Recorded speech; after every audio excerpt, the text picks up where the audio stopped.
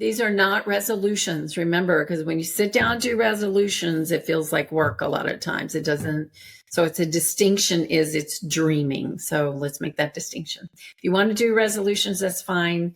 But I tell you, dreaming and reflecting, I think is so much more powerful. Welcome to The Way of the Muse, a podcast for women who want to create richness in every area of their lives, from business and career to lifestyle, relationships, family, purpose, and fulfillment. I'm Gigi Sage. And I'm Makena Sage. We're a mother-daughter coaching team, and combined, we've spent over 4 decades helping people create their best and most fully expressed lives. If you're ready to step into your bigger dreams with ease, fun, and flow, you're in the right place. Let's get into the episode. Hello, and welcome back, everyone. Hi, Makena. Welcome, everyone. Yeah, today we are going to talk about it's the end of the year, approaching the end of the year, and this is a great time to reflect and to look forward and really dream up what you want for the year to come and plant those seeds, right? So even though it's a busy time, I think there's a lot of, what would you say? There's just a lot of reflection on what this year has been all about. And you can really carve out those little windows. And we're going to talk about that today. And then what do you use that time for in terms of really dreaming up your success in all areas and what you really want for the year to come? Yeah, and you're so good at this. And we've been doing this for years now. But I know you and also Sunny do such a gret job at this.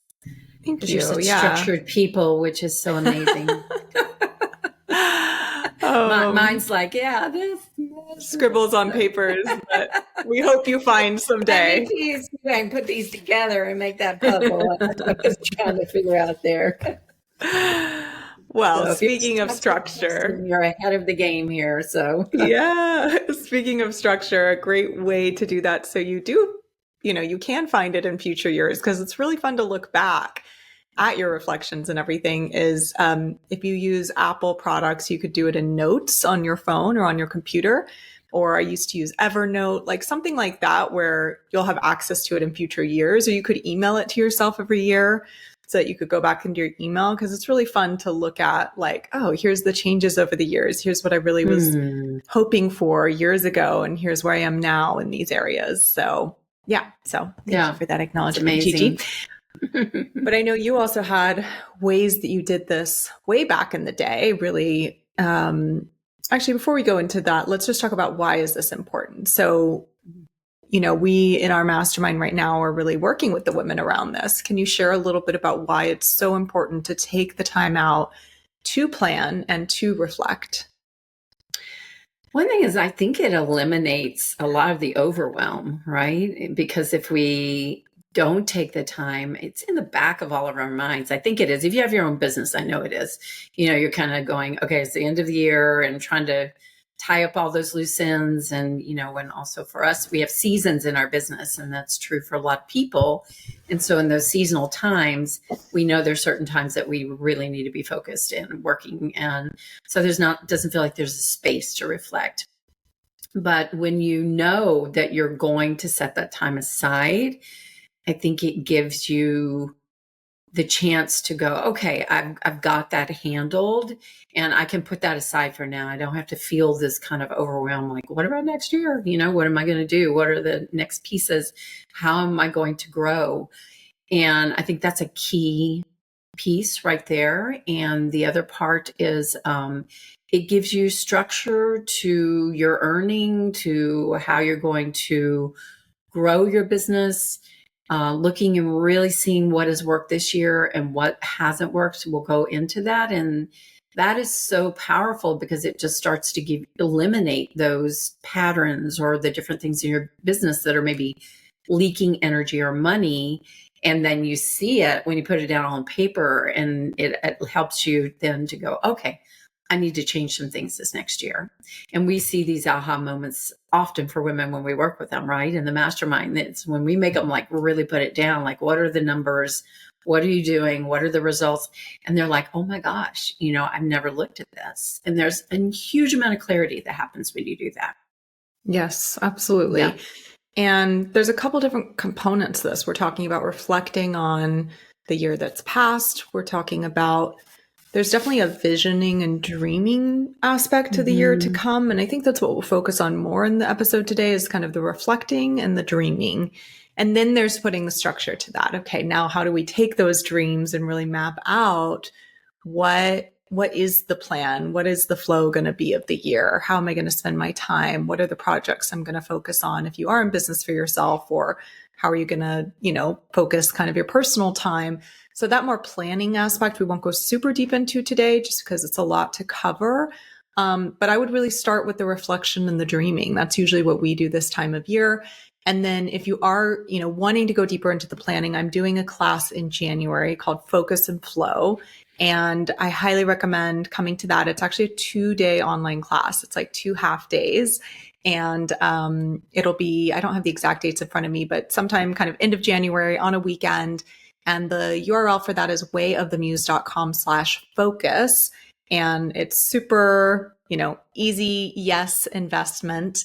And we'll really look at a lot of these pieces. So I'll tell you more about that in a little while, but just wanted to kind of put that in there that we're going to start with really the reflection and the visioning piece, because you want to have those pieces, like Gigi said, in terms of seeing what worked, what didn't work this year, and having that information to really guide your next year.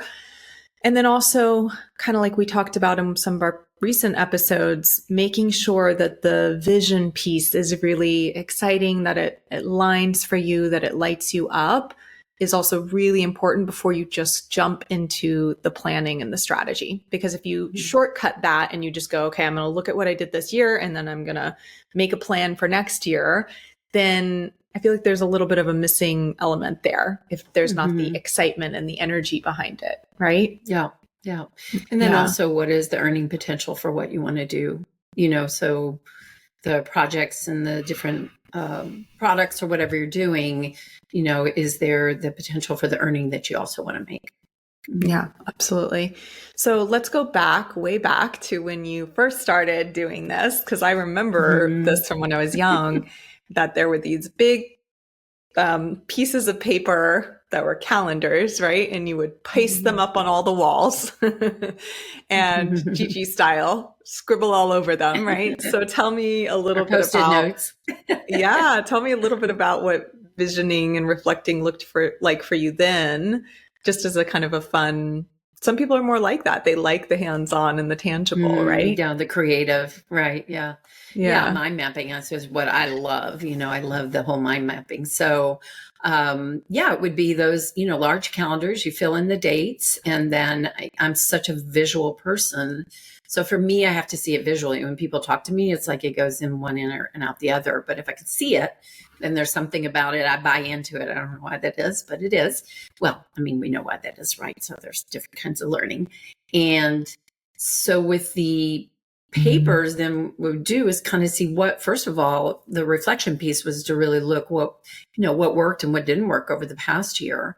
And then, you can talk more about that, Makena, because I think you really have some great processes around that. But I would definitely do that piece of things. And then from there, see, like you said, what are some projects or some ways of growing the business that were in the back of my mind and sitting there all year. And I had the feeling that I'd like to integrate some of those into my next year. And that's what, that would be where my mind mapping would come in. I would sit and mind map all my ideas out and then really look and see which ones felt the most exciting. And like I said, which ones would earn, so that the aliveness was there, but also the earning potential. And those would kind of be my new projects, along with backing up, I think, is first seeing out of what I was already doing, how to place those in my year.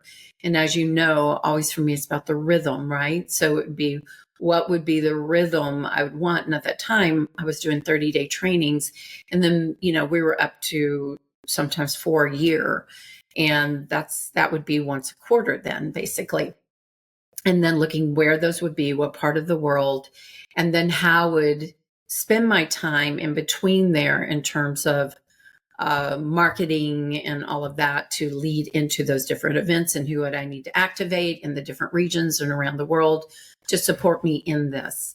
So that was so great because when you can visually see it like that, then already I feel like, oh, wow, I know what I'm doing in my year, Yeah. and in that, then I can put in my time and space for when I want to take off, when I want to then how integrate maybe the new project. Where would that be? Where would the time come in? How do I set the time aside for that to where I can put that into this schedule? But I think that's the most important thing is to first see what do you already know you're going to be doing and map that out on your calendar. And then are there any special events or anything that I want to go to? Is there a time that I want to go be in Maui, or is there a time that I want to go to this event that's a week long? And to make sure those fit into my year. So that is the way I did it for years and years and years. And there was just something, again, so comforting about that because there was a plan in place. And that plan, of course, could change. If in the second quarter, I saw that it was really that something wasn't working, then I could shift and change that up. But again, I already had my pieces of my puzzle pretty well fit together. And then I could always adapt in there.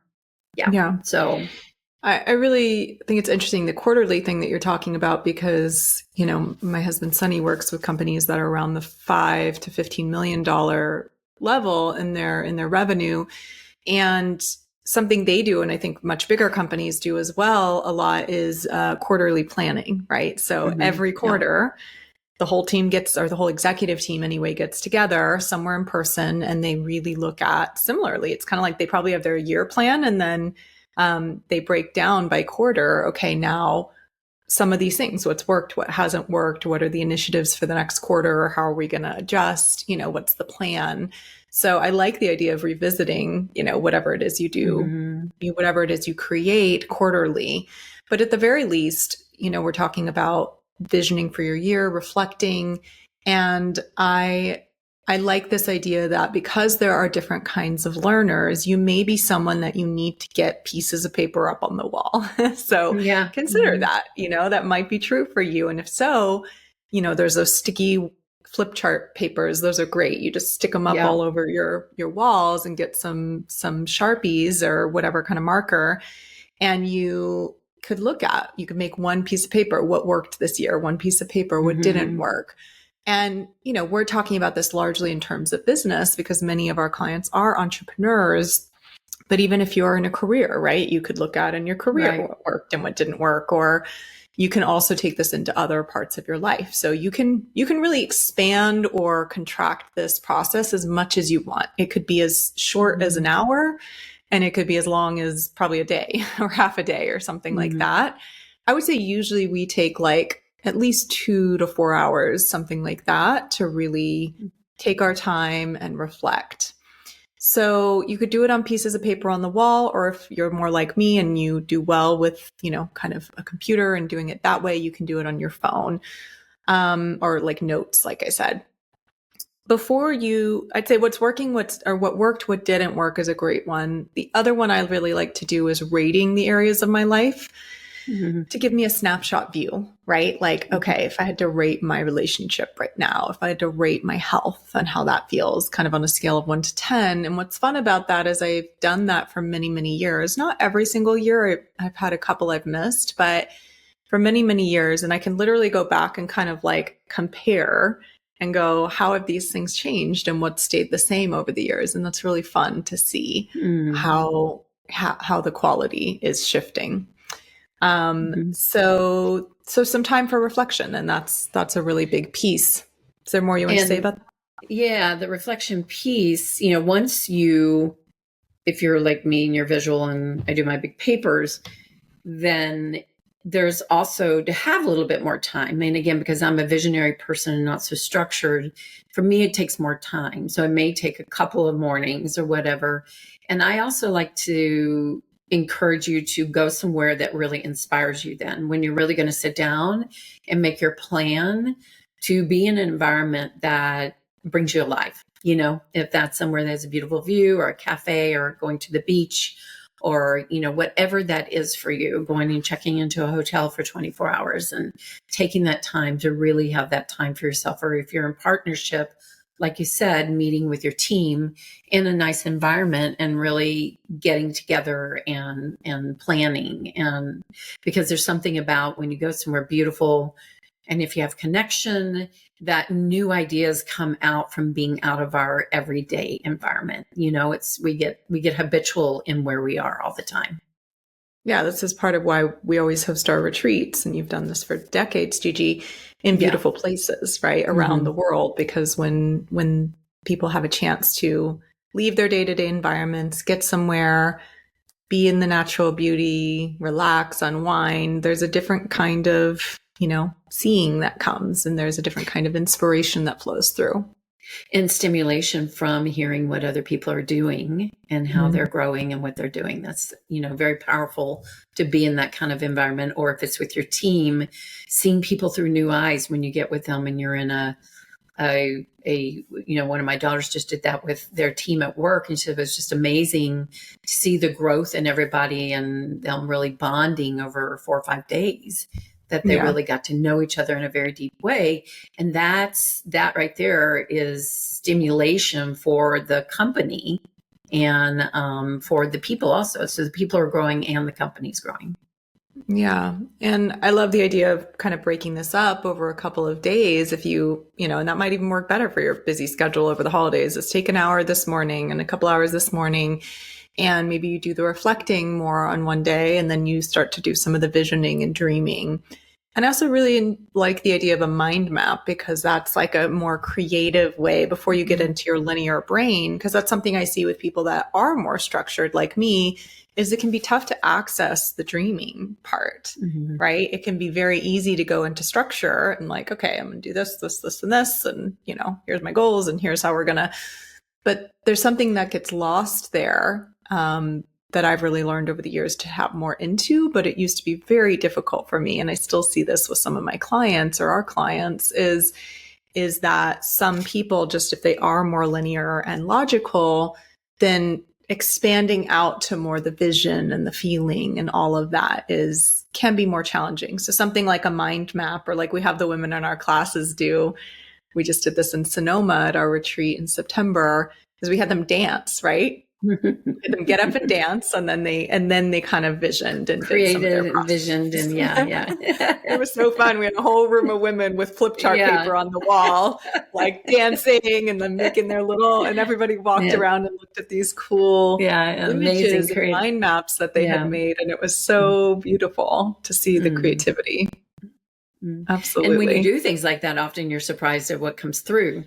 That it would never, and again, moving and being in environments and moving your body and being in beauty, all of that is a different kind of stimulation, which helps us be more creative and dream up our lives and everything. That's why the quote, when women relax, they become wise. That's why that quote came to me, because I just watched and witnessed that for so many years as the women worked with us when they were in this more relaxed state and away from their lives and went into a beautiful environment. And all of a sudden their dreams dawned, they really saw what they wanted. And now that's so much in the masterminds. What's so fun to support people to get to that point. Yeah. Yeah, absolutely. Okay. So taking the time out to reflect, to look at what this year was all about, maybe you rate the areas of your life. And then you get into the visioning, go somewhere beautiful, really get into that energy. If you could create anything this year, what would you love to create, right? Or what are some other great questions that could prompt them? What are you longing for? What are you longing for? We always, that one, if you had all the money and time, what would you do? Because, a lot of times whatever comes out through there is something, again, that you can actually add into your business, or something you're longing or seeing. So those are more the open-ended ones. And then there's also, and you could take this in different parts of your life, right? So you can really look at your business, which is a lot of what we're talking about, or your career. You could also go in my relationship. If I could do anything this year, have anything, or maybe you're calling in a relationship. So really taking the different areas of life can help also stretch you and expand you. And then if you are in business for yourself or even in your career and you have a certain income goal, that's a really important thing to look at as well. Because then when you do get to the planning part, then you want to work backwards from that and really see how will you make that happen? What will create that? Yeah. So that's where you start to break it down a little bit more. Yeah. How do people really expand their thinking here? Because you have some fun stories of when you dreamed something up and maybe you didn't really think it would practically or realistically happen, but it really kind of planted a seed like we were talking about. So can you share one of those? Yeah, I've had so many of those in my life. And one that comes to mind is when I moved to Amsterdam. My kids were basically grown, and I always had this thought that I would love to live in Europe for a while. And really Amsterdam. I love the city. I love the country. It was close to Germany and many of the places that I worked. And so I remember talking about it and thinking about it, like throwing that out there as I'd love to live in Europe for a while. And I traveled and worked there for 25 years, by that time. And I don't remember the time frame, but an opportunity came up when I shared that. And so, I ended up in Europe. I think it was with 18 months living in Amsterdam with a penthouse in a beautiful place that I loved and having just an incredible experience there. If I would never thought that or dreamed it or, thrown it out there, maybe it would have happened or maybe not. I wonder sometimes. And I've done that many times. I've shared the story many times about when I said, I'm going to write a book. And then again, I think it was within 18 months out of nowhere, I got this opportunity. My book got published in Germany.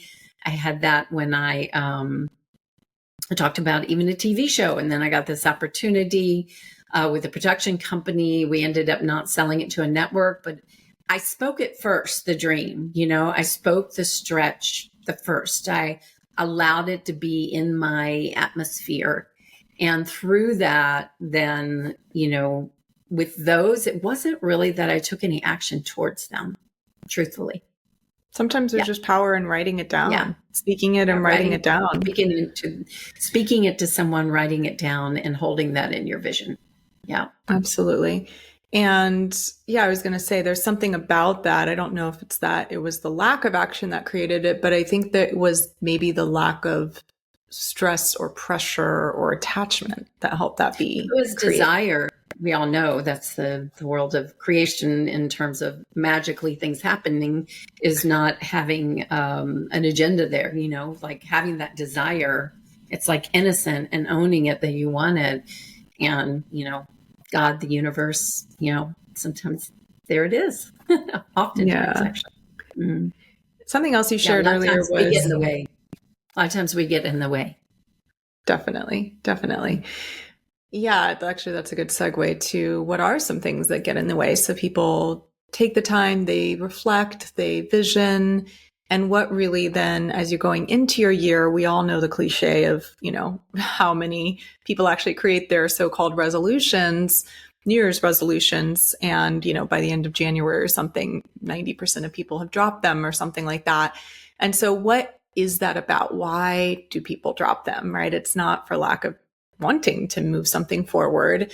And there's a few things I see. And one is we get busy, we just get super busy, especially there's something about January. I always laugh because we get into January and it's this frenzied energy every year. It's like, oh my God, everything we need to move everything forward. Yeah. Everything needs to happen this month. Right. And I feel like people just overdo it and they kind of get exhausted. And then by the end of the month, they're like, oh, whatever. Right. Yeah. Like, I'm just going to go back to the way I was doing things before. So that's something to be aware of. And the rhythm of your year is like, you don't need to do everything in January, right? Or everything in that first quarter. It is, like you said, to create a rhythm.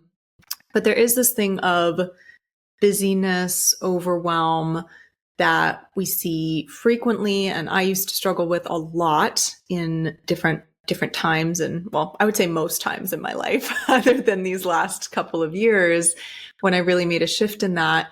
And, you really supported me hugely with this, Gigi, in terms of narrowing down and really getting clear on like, what's the 20% of what I do that creates 80% of Well, my I didn't. results. That's Pareto's principle, right? Yes. Yeah. So yeah. the 80-20 rule, it's often called Yeah. Pareto's principle. But still, you were the one that really continuously would help me hone in on what were those things? What are my true gifts and superpowers and my zone of genius? And then to really strategically see, how do I organize around that? And so that was really the inspiration for the class that I'm leading in January, the Focus and Flow, is now that's been such a game changer for me and for so many of our clients to be able to have time and space to really reflect and get support around that, to go, what really moves the needle? And if I were freed up to be in my zone of genius, what would I be doing? And how would I approach that? And how would I approach growing my business this year? So that's really what that class we're going to go deeply into, and, help you see, then make your plan. So not just see what is that 20%, which is different for everybody, but then make your plan for the year and really help you move through some of that busyness and overwhelm so that you can create the big leaps. Because if you're stuck sort of in the doing, or doing a lot of things that aren't in your zone of genius, then it's easy to spin your wheels or just have that time go by and go by and go by, and nothing really changes. So that's kind of a little bit more of what we'll be going into there. And then finally, the sales part, which is so important. And you taught me a lot about this as well, Gigi. Yeah. You guys, if you listen to our episode from the Unstoppable Woman Masterclass, Gigi shared her story about really when she made her first million and how she approached that. And sales was a huge part of that, right, Gigi? Yeah, absolutely. Yeah. Yeah. Huge part of it. That was and knowing the game, knowing the numbers, and then going after them. And that in our businesses, we're selling one-to-one, right? Or to groups of people. It depends on the kind of business you have, but yeah, so important in any business. It's just, sales in the terms of, it's a life skill. It's something everybody needs. It's a life skill. Yeah. Something so important. And it's a word that kind of has a bad rap, and when people hear it, they go, oh, I don't want to learn sales, or I don't need to learn sales, or I don't, sales is gross. We have this sort of association with it that's whatever your worst experience ever with sales is, or if, even if you haven't had one, I think we've got the used car salesman cliche in our minds of just kind of the pushy person. And to be clear, that's not what we're talking about when we're talking about sales. I always love to give the example of a kid who wants, I don't know, they want a new Lego set, right? And they are going to sell you and sell you and sell you on getting them that Lego set, right? They are not going to stop. They're going to be like, I want, they're going to find every which way. So that's sales. Or if you are throwing a birthday party and, some kind of event, and you want a whole bunch of people to come, then you're making all these invitations, you're excited about it. That's sales too, right? So in that, we're going to really reframe what sales is and help you see, like, what's an approach. We have a client in our mastermind who just this last week, we were doing some sales training, and she was like, oh my God, she had such an association about it. She didn't ever want to follow up with people who were potential clients for her business because she felt like it was pushy. And once we started doing some of the training that we're going to do also in this Focus and Flow class, she really had a pivotal shift there. She was like, it's really being in service to my clients and following up with them. And, it can be fun. And it was just this huge, you could see, paradigm shift for her. So really, really passionate about that as well. So in terms of really moving your financial goals forward this year, then I hope you'll come join me for that class. So wayofthemuse.com/focus. Something else I wanted to touch on before we close, Gigi, is this idea of doing this with other people. Right? Of the visioning. And because you and I often will do this together, you used to do it with, former business partners. So yeah, can you share a little bit about, like, why is that so helpful? You just talked about, your daughter, my sister, who just went for this experience and did this with other people. What do you see there in terms of this creating a more fun and more impactful way of approaching their visioning and dreaming? Well, it depends. If it's in a business, If it's in a business, it's great if you have somebody can structure the meeting and bring out the things in your employees. And often it's not the owner that can do that. So that's where I do recommend getting support in that way, because then you have, it's not personal and it's really a structured class. And when people feel that sense of trust and being able to say things, then they'll start to really share what they see in their jobs, what they see in the company. And that's so powerful to, first of all, have that open dialogue, a dialogue where you can share what you see and you're in an environment with other people that you work with. Second of all, what it does is it creates more of a bond. And then you also start to tap the intelligence of the people that work with you. And that is so exciting, and new ideas get formed from that, from listening and being in that energy. It's kind of like the mastermind idea, right? Is when you put a group of people together and they are with a shared common goal, there's not resistance somewhere, somebody's not giving you a hard time, then what happens is new ideas come from nowhere. And because there's a supportive system. So that's in a company. As an individual, I think it's fun to, if you have some people that you really enjoy or great friends and you'd like to get together and do this together. Again, it's stimulating. Maybe people see something that you don't see. You get to bounce ideas back and forth. Dialogue again. Dialogue is so amazing. You don't put poo-poo anybody's dreams. You just really ask questions and bring each other out. And there are all kinds of ways you can do this as a family. You can do this in so many different ways. You can do this in your relationship like you and Sunny do, McKenna, with your partner. It's just fun. It's fun when we can do it with people, right? Yeah. Yeah. So I guess the big takeaway today is to take some time out, right? Carve some time out this holiday season. It's always going to be busy. There's always a lot going on. But maybe it's in that window between the holidays and the new year, or, you know, some kind of space where you take a couple of hours, or, you know, do that on 2 different days or something like that, and really reflect and dream, and start with the dreaming, because from that desire comes, you know, the intent, the intention, the curiosity, the magic, and then you can really go and start to see how do you structure, create your rhythm, and so on. So, yeah, and remember these for this. These are not resolutions. Remember, because when you sit down to do resolutions, it feels like work a lot of times. It doesn't. So it's a distinction. It's dreaming. So let's make that distinction. If you want to do resolutions, that's fine. But I tell you, dreaming and reflecting, I think, is so much more powerful.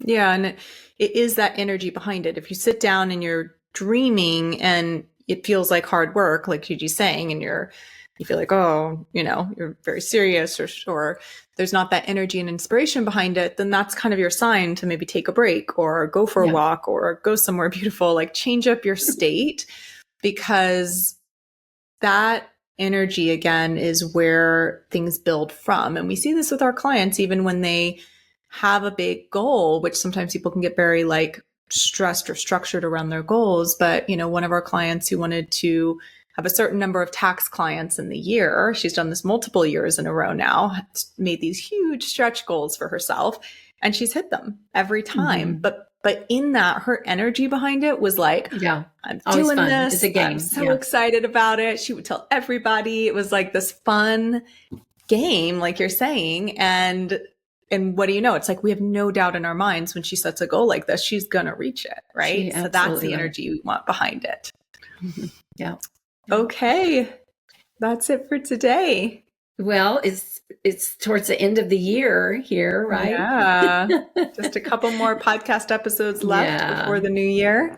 So and then enjoy we'll be in your celebrations and everything. Enjoy your family celebrations, and we'll see you in a couple more, and then we'll see you next year.